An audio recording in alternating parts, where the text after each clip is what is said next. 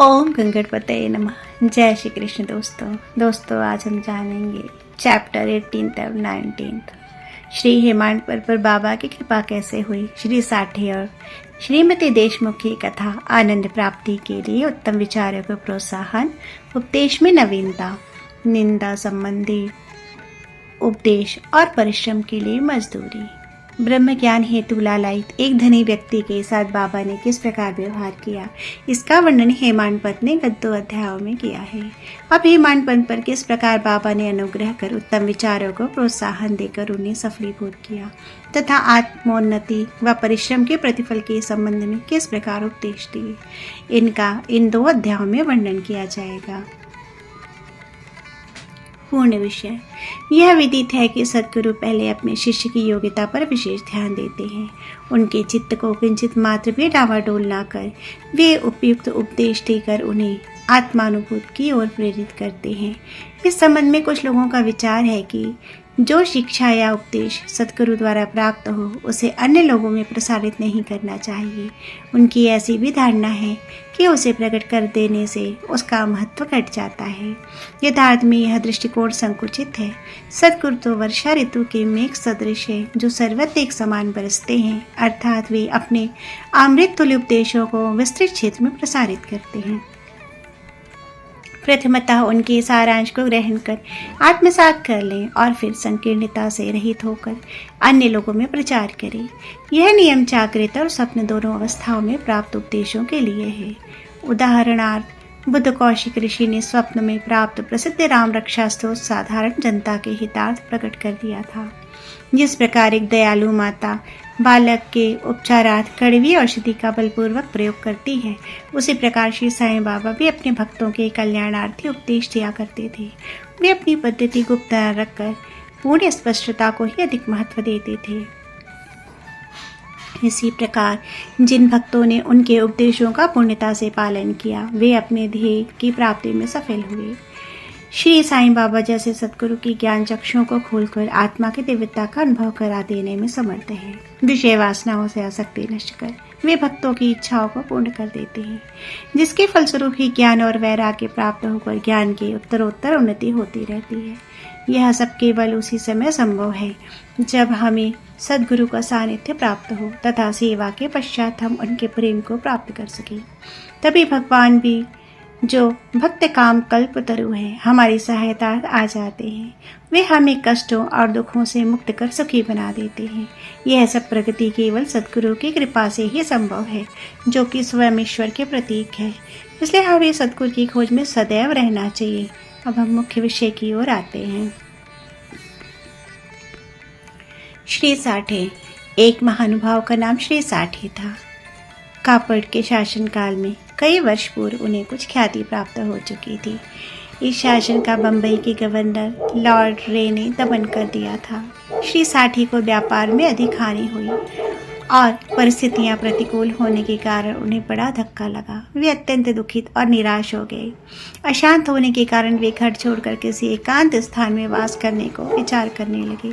बहुधा मनुष्यों को ईश्वर की स्मृति आपत्ति काल तथा 2 दिनों में ही आती है और उनका विश्वास भी ईश्वर की ओर ऐसे ही समय में बढ़ जाता है। तभी वे कष्टों के निवारणार्थ उनसे प्रार्थना करने लगते हैं। यदि उनके पाप कर्म शेष न रखे हों तो भगवान भी उनकी भेंट किसी संत से करा देते हैं, जो उनके कल्याणार्थी उचित मार्ग का निर्देश कर देते हैं। ऐसे ही श्री साठी के साथ भी हुआ। उनके मित्र ने उन्हें शिरडी जाने की सलाह दी, जहां मन की शांति प्राप्त करने और इच्छा पूर्ति के निमित्त देश के कोने कोने से लोगों के झुंड के झुंड आते जा रहे थे। उन्हें यह विचार अति रुचिकर प्रतीत हुआ। सन 1917 में वे शिरडी गए।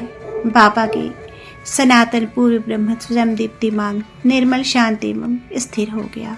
उन्होंने सोचा कि गत जन्मों के संचित शुभ कर्मों के फलस्वरूप ही आज मैं श्री बाबा के पवित्र चरणों तक पहुंचने में समर्थ हो चुका हूँ। श्री साठी दृढ़ संकल्प के व्यक्ति थे, इसलिए उन्होंने शीघ्र ही गुरुचरित्र का पारायण प्रारंभ कर दिया। जब 1 सप्ताह में ही चरित्र की प्रथम आवृत्ति समाप्त हो गई तब बाबा ने उसी रात्रि को उन्हें एक स्वप्न दिया जो इस प्रकार है। बाबा अपने हाथ में चरित्र लिए हुए हैं और श्री साठे को कोई विषय समझा रहे हैं तथा श्री साठे सम्मुख बैठे ध्यानपूर्वक श्रवण कर रहे हैं। जब उनकी निद्रा भंग हुई तो स्वप्न को स्मरण कर वे बहुत प्रसन्न हुई। उन्होंने विचार किया कि यह बाबा की अत्यंत कृपा है जो इस प्रकार अचेतन अवस्था में पड़े हुए को जागृत कर उन्हें गुरु चरित्र का अमृत पान करने का अवसर प्रदान करते हैं। उन्होंने यह स्वप्न श्री काका साहेब दीक्षित को सुनाया और श्री साईं बाबा के पास प्रार्थना करने को कहा। इसका यथार्थ अर्थ क्या है? क्या यह एक सप्ताह पारायण ही मेरे लिए पर्याप्त है अथवा उसे पुनः प्रारंभ करूं? श्री काका साहेब दीक्षित ने उचित अवसर पाकर बाबा से पूछा, हे देव, उस दृष्टांत से आपने श्री साठे को क्या उपदेश दिया है? क्या वे पारायण सप्ताह स्थगित कर दे? वे एक सरल हृदय भक्त हैं, इसलिए उनकी मनोकामना आप पूर्ण करें और हे देव, कृपा कर उन्हें एक स्वप्न का यथार्थ अर्थ भी समझा दें। तब बाबा बोले कि उन्हें गुरु चरित्र का एक सप्ताह और पारायण करना उचित है। यदि वे ध्यानपूर्वक पाठ करेंगे तो उनका चित्त शुद्ध हो जाएगा और शीघ्र ही कल्याण होगा। ईश्वर भी प्रसन्न होकर उन्हें भवबंधन से मुक्त कर देंगे। इस अवसर पर श्री हेमांड पंत भी वहां उपस्थित थे और बाबा के चरण कमलों की सेवा कर रहे थे। बाबा के वचन सुनकर उन्हें विचार आया कि साठी को केवल सप्ताह के पारायण से ही मनोवांछित फल की प्राप्ति हो गई, जबकि मैं गत 40 वर्षों से गुरु चरित्र का पारायण कर रहा हूँ जिसका कोई परिणाम अब तक ना निकला। उनका केवल 7 दिनों तक शिरडी निवास ही सफल हुआ और मेरा गत 7 वर्ष का सहवास क्या व्यर्थ हो गया। चातक पक्षी के समान में सदा उस कृपाघन की राह देखा करता हूँ जो मेरे ऊपर मस्तिष्क में आया ही ताकि बाबा को सब ज्ञात हो गया। ऐसा भक्तों ने सदैव ही अनुभव किया है कि उनके समस्त विचारों को जानकर बाबा तुरंत को विचारों का दमन कर उत्तम विचारों को प्रोत्साहित करते थे। हेमांड पंत का ऐसा विचार जानकर बाबा ने तुरंत ही आज्ञा दी कि श्यामा के यहाँ जाओ और कुछ समय उनसे वार्तालाप कर 15 रुपये दक्षिणा ले आओ। बाबा को दया आ गई, इसी कारण उन्होंने ऐसी आज्ञा दी। उनकी अवज्ञा करने का साहस भी कैसे था। श्री हेमांड पंत शीघ्र श्यामा के घर पहुंचे। इस समय पर श्यामा स्नान कर धोती पहन रहे थे। उन्होंने बाहर आकर हेमांड पंत से पूछा कि आप यहाँ कैसे? जान पड़ता है कि आप मस्जिद से ही आ रहे हैं, अथवा आप ऐसे व्यथित और उदास क्यों हैं? आप अकेले ही क्यों आए हैं? आइए बैठिए और थोड़ा विश्राम करिए। जब तक मैं पूजन आदि से निवृत्त हो जाऊं तब तक आप कृपा की करके पान ले आइए। इसके पश्चात ही हम आप सुखपूर्वक वार्तालाप करेंगे। ऐसा कहकर वे भीतर चले गए। दालान में बैठे बैठे हेमांड पंत की दृष्टि अचानक खिड़की पर रखी नाथ भागवत पर पड़ी। नाथ भागवत श्री एकनाथ द्वारा रचित महाभारत के 11वें स्कंद पर मराठी भाषा में की गई एक टीका है। श्री साईं बाबा की आज्ञा अनुसार श्री बापू साहब जोग और श्री काका साहेब दीक्षित शिरडी में नित्य भगवत गीता का मराठी टीका सहित, जिसका नाम भावादि दीपिका या ज्ञानेश्वरी है, जिसमें कृष्ण और भक्त अर्जुन संवाद है। नाथ भागवत श्री कृष्ण उद्धव संवाद और एकनाथ का महान ग्रंथ भावार्थ रामायण का पठन किया करते थे। जब भक्तगण बाबा से कोई प्रश्न पूछने जाते ते कभी आंशिक उत्तर देते और कभी उनको उपयुक्त भागवत तथा प्रमुख ग्रंथों का श्रवण करने को कहते थे, जिन्हें सुनने पर भक्तों को अपने प्रश्नों के पूर्णतया संतोषप्रद उत्तर प्राप्त हो जाते थे। श्री हेमांड पंत भी नित्य प्रति नाथ भागवत के कुछ अंशों का पाठ किया करते थे। आज प्रातः मस्जिद को जाते समय कुछ भक्तों के सत्संग के कारण उन्होंने अपना नित्य नियमानुसार पाठ अधूरा ही छोड़ दिया था। उन्होंने जैसे वह ग्रंथ उठकर खोला तो अपने अपूर्ण भाव का पृष्ठ सामने देखकर उनको आश्चर्य हुआ। उन्होंने सोचा कि बाबा ने इसी कारण ही मुझे यहाँ भेजा है ताकि मैं अपना शेष पाठ पूरा कर लूँ, और उन्होंने शेष अंश का पाठ आरंभ कर दिया। पाठ पूर्ण होते हुए ही श्यामा भी बाहर आए और दोनों में वार्तालाप होने लगा। हेमांड पंत ने कहा कि बाबा का एक संदेश लेकर आपके पास आया हूँ। उन्होंने मुझे आपसे 15 रुपये दक्षिणा लाने तथा थोड़ी देर वार्तालाप कर आपको अपने साथ लेकर मस्जिद वापस आने की आज्ञा दी है। श्यामा आश्चर्य से बोली, मेरे पास तो एक फूटी कौड़ी भी नहीं है, इसलिए आप रुपयों के बदले दक्षिणा में मेरे 15 नमस्कार ही ले जाओ। तब हेमाडपंत ने कहा, ठीक है, मुझे आपके 15 नमस्कार ही स्वीकार है। आइए अब हम कुछ वार्तालाप करें। कृपा कर बाबा की कुछ लीलाएं आप मुझे सुनाएं जिससे मेरे पाप नष्ट हो जाए। श्यामा बोले, कुछ देर तो बैठो। इस ईश्वर की लीला अद्भुत है। कहाँ मैं एक अशिक्षित देहाती और कहाँ विद्वान।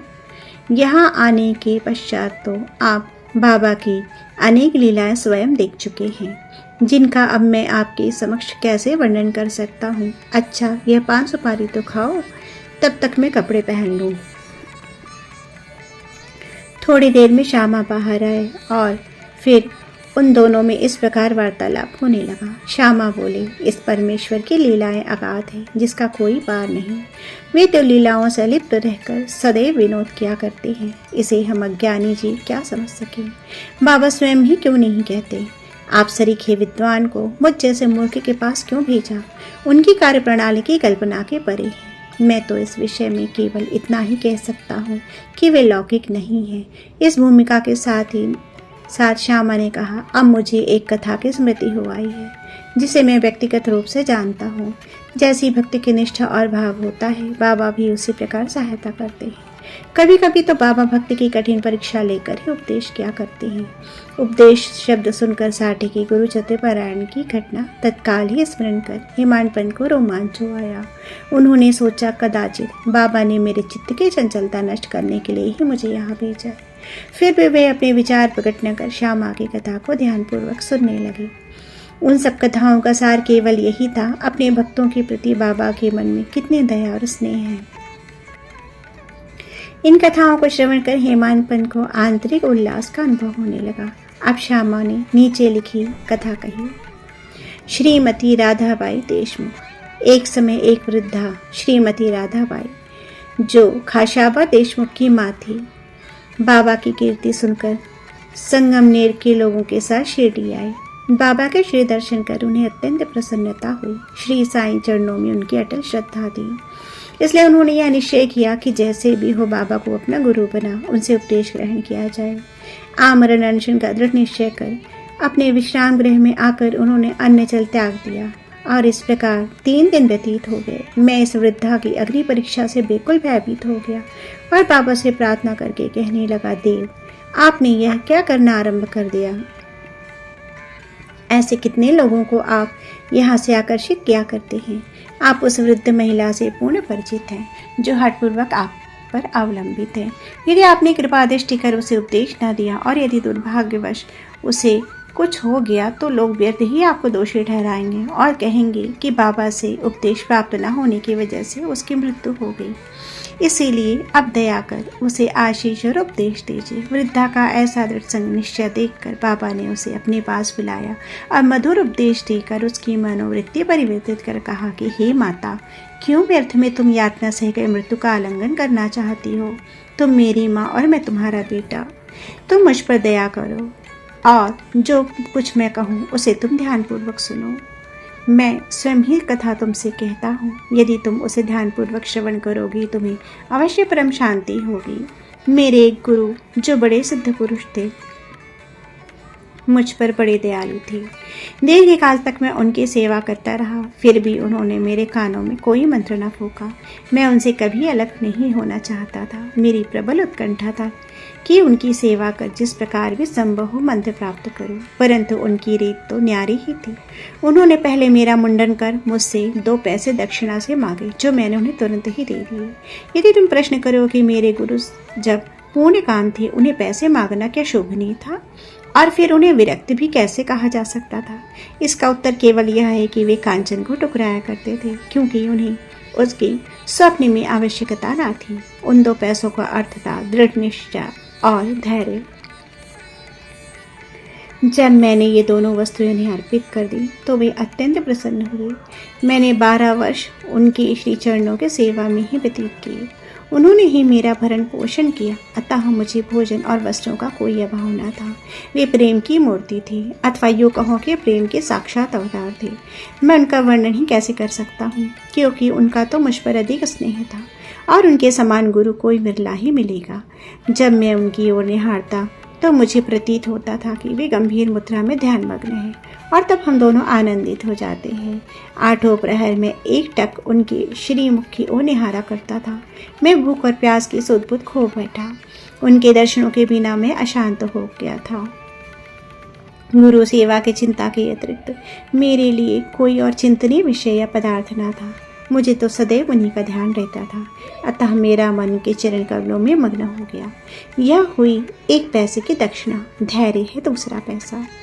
मैं धैर्यपूर्वक बहुत काल तक परीक्षा कर गुरु सेवा करता रहा। यही धैर्य तुम्हें भी भवसागर से पार उतार देगा। धैर्य ही मनुष्य में मनुष्यत्व है। धैर्य धारण करने से समस्त पाप और मोह नष्ट होकर उनके हर प्रकार के संकट दूर होते तथा बह जाता रहता है। इसी प्रकार तुम्हें भी अपने ध्येय की प्राप्ति हो जाएगी। धैर्य तो गुणों के खानवा उत्तम विचारों के जननी है। निष्ठा और धैर्य तो जुड़वा बहनों के समान है, जिनमें परस्पर प्रगाढ़ प्रेम है। मेरे गुरु मुझसे किसी वस्तु की आकांक्षा न रखते थे। उन्होंने कभी मेरी उपेक्षा न की, वरन सदैव रक्षा करते रहते। यद्यपि मैं सदैव उनके चरणों के समीप ही रहता था, फिर भी कभी किन्हीं अन्य स्थानों पर यदि चला जाता तो भी मेरे प्रेम में कभी कोई कमी न हुई। वे सदा मुझ पर कृपा दृष्टि रखते थे, जिस प्रकार कछुए प्रेम दृष्टि से अपने बच्चों का पालन करती है, चाहे वे उसके समीप हो अथवा नदी के उस पार। सो हे माँ, मेरे गुरु ने तो मुझे कोई मंत्र सिखाया ही नहीं, तब तो मैं तुम्हारे कान में कोई मंत्र कैसे फूकूं। केवल इतना ही ध्यान रखो कि गुरु की भी कछुई के समान ही प्रेम दृष्टि से हमें संतोष प्राप्त होता है। इस प्रकार व्यर्थ में किसी से उपदेश प्राप्त करने का प्रयत्न न करो। मुझे ही अपने विचारों तथा कर्मों का मुख्य ध्येय बना लो और तब तुम्हें निस्संदेह की परमार्थ की प्राप्ति हो जाएगी। मेरी और अनन्य भाव से देखो और मैं भी तुम्हें वैसे ही देखूंगा। इस मस्जिद में बैठकर मैं सत्य ही बोलूँगा कि किन्हीं साधनाओं या शास्त्रों के अध्ययन की आवश्यकता नहीं, वरन केवल गुरु में ही विश्वास ही पर्याप्त है। पूर्ण विश्वास रखो, गुरु ही करता है और वह धन्य है जो गुरु की महानता से परिचित हो, उसे हरि हर और ब्रह्म का अवतार समझता है। इस प्रकार समझाने से वृद्ध महिला को सांत्वना मिली और उसने बाबा को नमन कर अपना उपवास त्याग दिया। यह कथा ध्यानपूर्वक एकाग्रता से श्रवण कर तथा उसके उपयुक्त अर्थ पर विचार कर हिमानपन को बड़ा आश्चर्य हुआ। उनका कंठ रूंध गया, वे मुख से एक शब्द भी ना बोल सकी। उनकी ऐसी स्थिति देख श्यामा ने पूछा कि आप ऐसे स्तब्ध क्यों हो गए? बात क्या है? बाबा की तो इस प्रकार की लीलाएं अगणित है, जिनका वर्णन मैं किस मुख से करूं। ठीक उसी समय मस्जिद में घंटा नाद होने लगा, जो कि मध्याह्न पूजन तथा आरती के आरंभ का द्योतक था। तब श्यामा और हिमानपन भी शीघ्र ही मस्जिद की ओर चले। बापू साहेब जोग ने पूजन आरंभ कर दिया था। स्त्रियां मस्जिद में ऊपर खड़ी थीं और पुरुष वर्ग नीचे मंडप में। सब उच्च स्वर में बाबू के साथ साथ आरती गा रहे थे। तभी हेमानमन का हाथ पकड़े हुए श्यामा भी ऊपर आ पहुंचे। वे बाबा के दाहिनी ओर तथा हेमानपन बाबा के सामने बैठ गए। उन्हें देख बाबा ने श्यामा से लाई हुई दक्षिणा देने को कहा। तब हेमानपन ने उत्तर दिया कि रुपयों के बदले श्यामा ने मेरे द्वारा आपको 15 नमस्कार भेजे हैं तथा स्वयं ही यहाँ आकर उपस्थित हो गए हैं। बाबा ने कहा, अच्छा ठीक है, और अब मुझे ये बताओ कि तुम दोनों में आपस में किस विषय पर वार्तालाप हुआ था? तब घंटे, ढोल और सामूहिक गान की ध्वनि की चिंता करते हुए हेमानपंत उत्कंठापूर्वक उन्हें वह वार्तालाप सुनाने लगे। बाबा भी सुनने को अति उत्सुक थे, इसलिए वे तकिया छोड़कर थोड़ा आगे झुक गए। हेमानपंत ने कहा कि वार्ता अति सुखदायी थी। विशेषकर उस वृद्ध महिला की कथा तो ऐसी अद्भुत थी कि जिसे श्रवण कर मुझे तुरंत ही विचार आया कि आपकी लीलाएं अगाध हैं और इस कथा की ही ओट में आपने मुझ पर विशेष कृपा की है। तब बाबा ने कहा, वह तो बहुत ही आश्चर्यपूर्ण है। अब मेरी तुम पर कृपा कैसे हुई, इसका पूर्ण विवरण सुनाओ। कुछ काल पूर्व सुना वार्तालाप जो उनके हृदय पटल पर अंकित हो चुका था, वह सब उन्होंने बाबा को सुना दिया। वार्ता सुनकर बाबा अति प्रसन्न हो कहने लगे कि क्या कथा से प्रभावित होकर उसका अर्थ भी तुम्हारी समझ में आया है? तब हेमानपत ने उत्तर दिया, हाँ बाबा, आया है। उससे मेरे चित्त की चंचलता नष्ट हो गई है। अब यथार्थ में मैं वास्तविक शांति और सुख का अनुभव प्राप्त कर चुका हूँ। तथा मुझे सत्य मार्ग का पता चल गया है। तब बाबा बोले, सुनो, मेरी पद्धति भी अद्वितीय है। यदि इस कथा का स्मरण करोगी तो यह बहुत ही उपयोगी सिद्ध होगी। आत्मज्ञान प्राप्त करने के लिए ध्यान अत्यंत आवश्यक है, और यदि तुम इसका निरंतर अभ्यास करते रहोगे तो कुवृत्तियां शांत हो जाएंगी। तुम्हें आसक्ति रहित होकर सदैव ईश्वर का ध्यान करना चाहिए, जो सर्व प्राणियों में व्याप्त है। और जब इस प्रकार मन एकाग्र हो जाएगा तो तुम्हें ध्येय की प्राप्ति हो जाएगी। मेरे निराकार सच्चिदानंद स्वरूप का ध्यान करो। यदि तुम ऐसा करने में अपने को असमर्थ मानो तो मेरे साकार रूप का ही ध्यान करो। जैसा कि तुम मुझे दिन रात यहाँ देखते हो, इस प्रकार तुम्हारी वृत्तियां केंद्रित हो जाएंगी तथा ध्याता ध्यान और ध्येय का पृथकत्व नष्ट होकर ध्याता चैतन्य से एकत्व को प्राप्त के ब्रह्मा के साथ अभिन्न हो जाएगा। कछवी नदी के इस किनारे पर रहती है और उसके बच्चे दूसरे किनारे पर। न वह उन्हें दूध पिलाती है, न हृदय से ही लगा कर देती है, वरन केवल उसकी प्रेम दृष्टि से ही उनका भरण पोषण हो जाता है। छोटे बच्चे भी कुछ न करके केवल अपनी माँ का ही स्मरण करते हैं।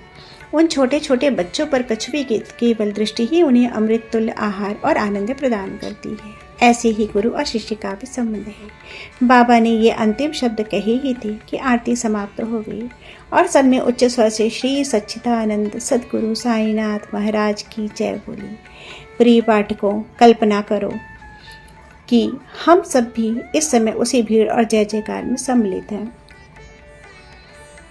आरती समाप्त होने पर प्रसाद वितरण हुआ। बापू साहेब जो हमेशा की तरह आगे बढ़े और बाबा को नमस्कार कुछ मिश्री प्रसाद दिया। यह मिश्री हेमाडपंत को देखकर वे बोले, यदि तुम इस कथा को अच्छी तरह सदैव स्मरण रखोगे तो तुम्हारी भी स्थिति इस मिश्री के समान मधुर होकर समस्त इच्छाएं पूर्ण हो जाएगी, तुम सुखी हो जाओगे। हेमाडपंत ने बाबा को साष्टांग प्रणाम किया और स्तुति की कि प्रभु इसी प्रकार दया कर सदैव मेरी रक्षा करते रहो। तब बाबा ने आशीर्वाद देकर कहा कि इन कथाओं को श्रवण कर नित्य मनन तथा निध्यासन कर सारे तत्व को ग्रहण करो, तब तुम्हें ईश्वर का सदा स्मरण तथा ध्यान बना रहेगा और वह तुम्हारे समक्ष अपने रूप को प्रकट कर देगा, अपने स्वरूप को प्रकट कर देगा। प्यारे पाठकों, हेमाडपंत को उस समय मिश्री का प्रसाद भली भांति मिला, जो आज हमें कथामृत के पान करने का अवसर प्राप्त हुआ। आओ हम भी उस कथा का मनन करें तथा उसका सार ग्रहण कर बाबा की कृपा से स्वस्थ और सुखी हो जाए। 19वें अध्याय के अंत में हेमाडपंत ने कुछ और भी विषयों का वर्णन किया है जो यहाँ दिए गए हैं। अपने बर्ताव के संबंध में बाबा का उपदेश। नीचे दिए हुए अमूल्य वचन सर्वसाधारण भक्तों के लिए हैं और यदि उन्हें ध्यान में रखकर आचरण में लाया गया तो सदैव ही कल्याण होगा। जब तक कि किसी से पूर्व नाता या संबंध न हो तब तक कोई भी किसी के समीप नहीं जाता। यदि कोई मनुष्य या प्राणी तुम्हारे समीप आए तो उसे असभ्यता से न ठुकराओ, उसका स्वागत कर आदरपूर्वक बर्ताव करो।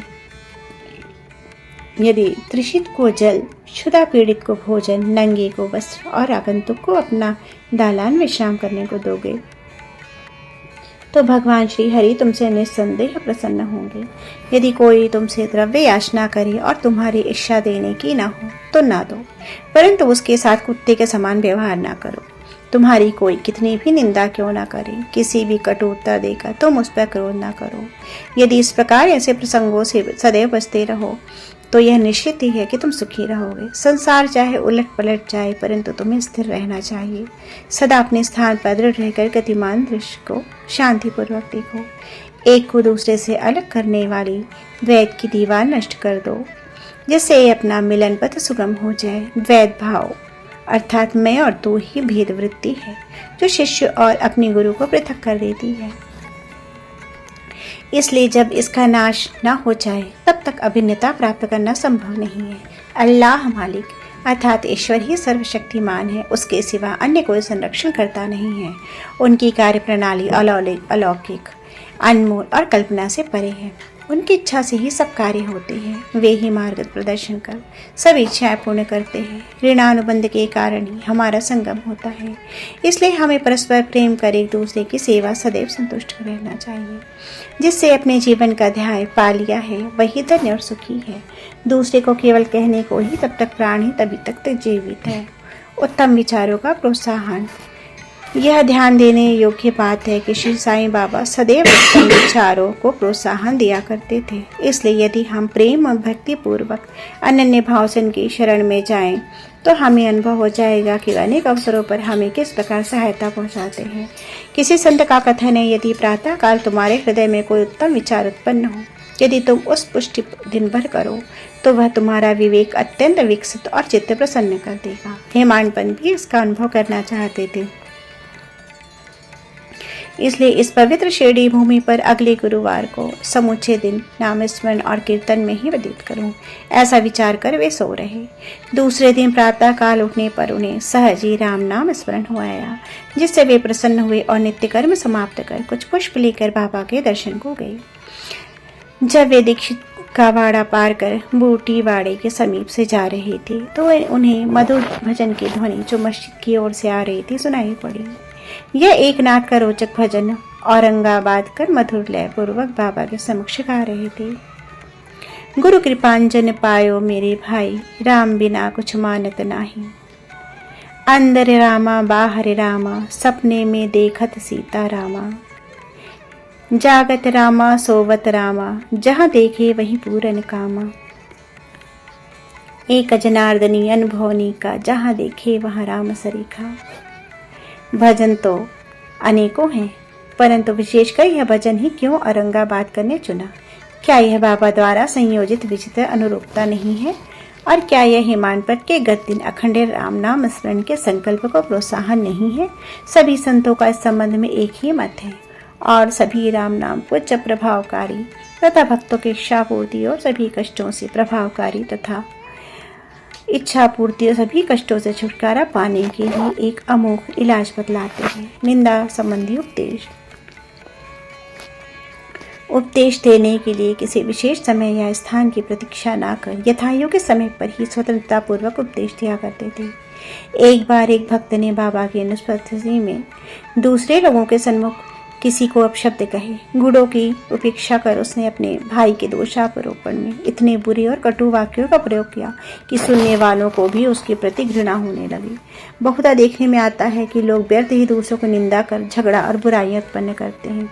संत तो पर दोषों की दूसरी ओर दृष्टि से देखा करते हैं। उनका कथन है कि शुद्धि के लिए और विधियों में मिट्टी, जल और साबुन पर्याप्त है, परंतु निंदा करने वालों की युक्ति भिन्न नहीं होती है। वे दूसरों के दोषों को केवल अपनी जिह्वा से ही दूर करते हैं और इस प्रकार वे दूसरों की निंदा कर उनका उपकार ही किया करते हैं। इसलिए वे धन्यवाद के पात्र हैं।